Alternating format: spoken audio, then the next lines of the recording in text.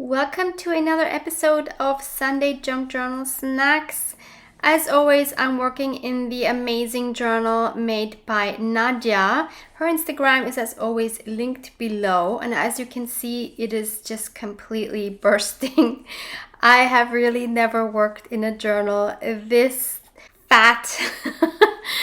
It's fun at the same time. It's kind of challenging because of the way the pages are so uneven. But we're going to continue as long as we can. I'm looking for a page pretty much at the beginning here to work on today. And I'm going to do something that I've never done in, I think, any of my journals. And it feels so weird to be doing this. I think it's very normal for most people that journal, but it's just something I never do, which is to include photos of myself. This is when I was, I don't know, I guess 4, 5, something like that. There are 2 consecutive years, I think. And you can see I'm wearing costumes. So this was always in the time of Fasching, which is the German name or the Austrian name for Carnival.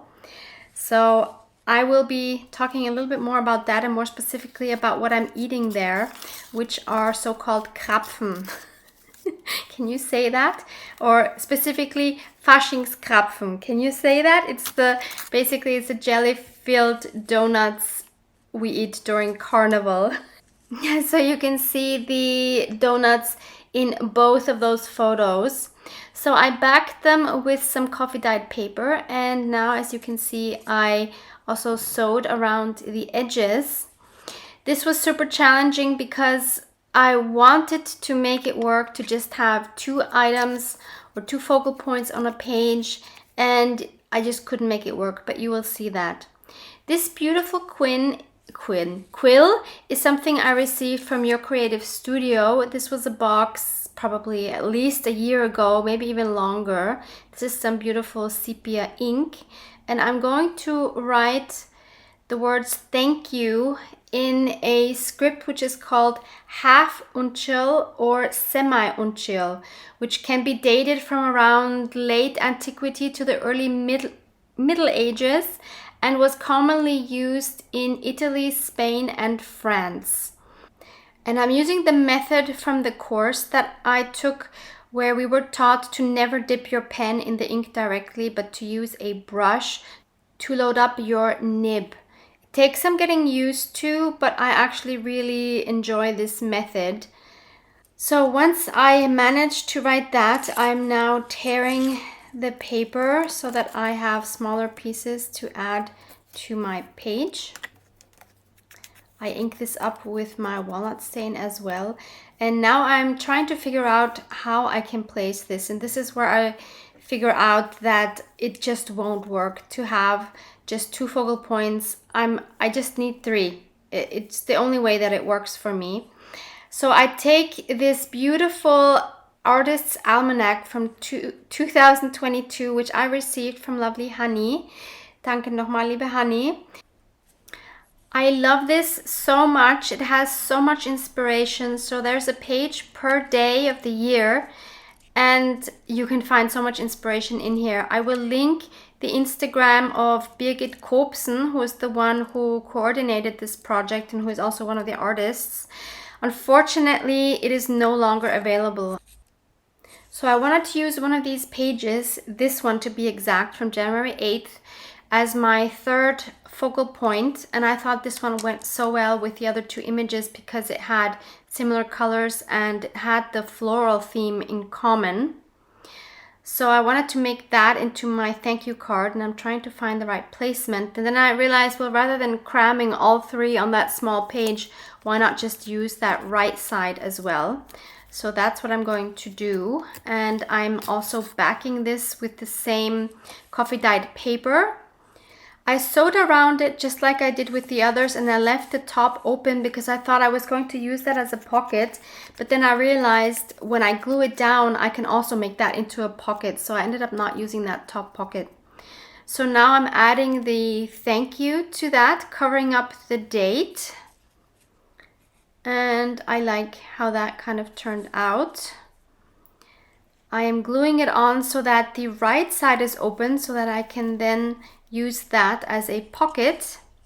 And I wanted to add some more elements to those photos. And so here I'm taking these beautiful coffee flowers, which were painted by dear Susanne from Bollenhut Art. She has them in her Etsy store. I will link those below. I think they're absolutely fabulous. And she even has a video on how she made them. So I will link that for you below as well. It might only be German, but I think you can get it even without speaking German. Maybe you'll learn something. Who knows? So I wanted to add those to all three of those focal points, and because it kind of looked bare underneath, I decided to add some lace as well.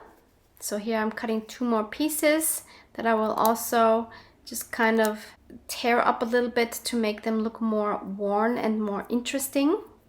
And then I'm going to glue them down. So let me tell you a little bit more about Fasching. So Fasching, or carnival season in Austria, isn't just about wearing crazy colorful costumes and watching parades. It's also the time of year when you can eat as many Krapfen or jam-filled donuts as you want. And it's not a real Viennese Faschingskrapfen unless it has sticky apricot jam inside.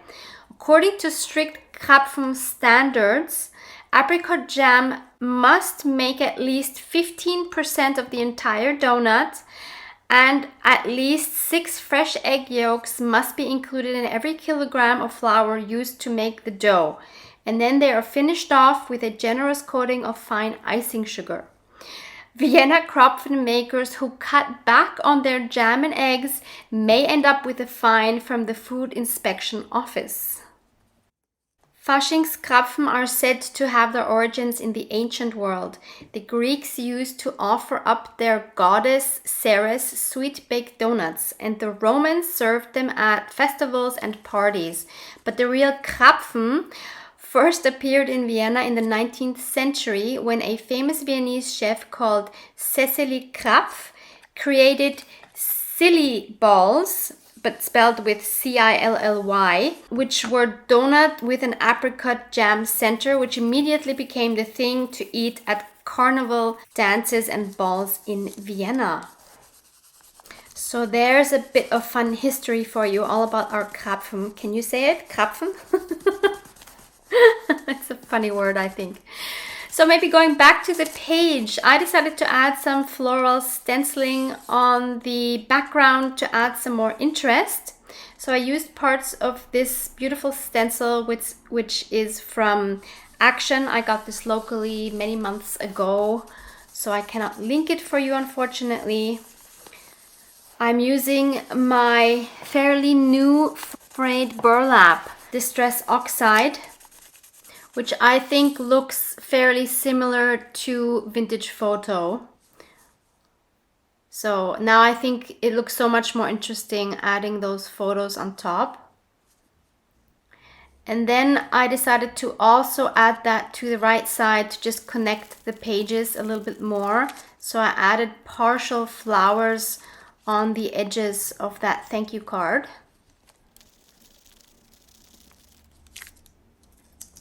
And now it looks like it's supposed to be together. So now I'm just gluing down those photos.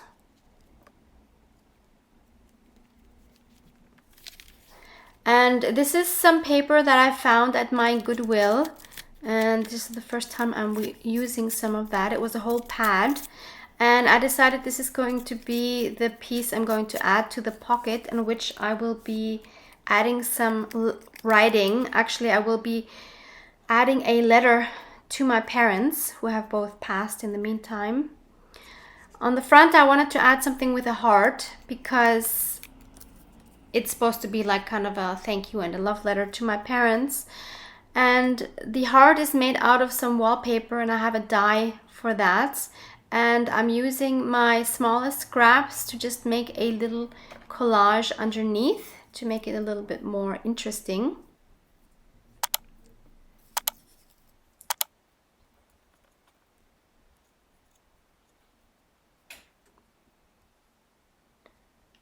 And then I just glued everything on, and now I'm writing the note, and I write Dear Mom and Dad, I will be forever grateful for all you have done for us. We were always your priority, and Mom, I know you sacrificed having a job and a career for being a stay-at-home mom. We always felt loved and cared for, and that's something I wish every child on this earth could have. Thank you.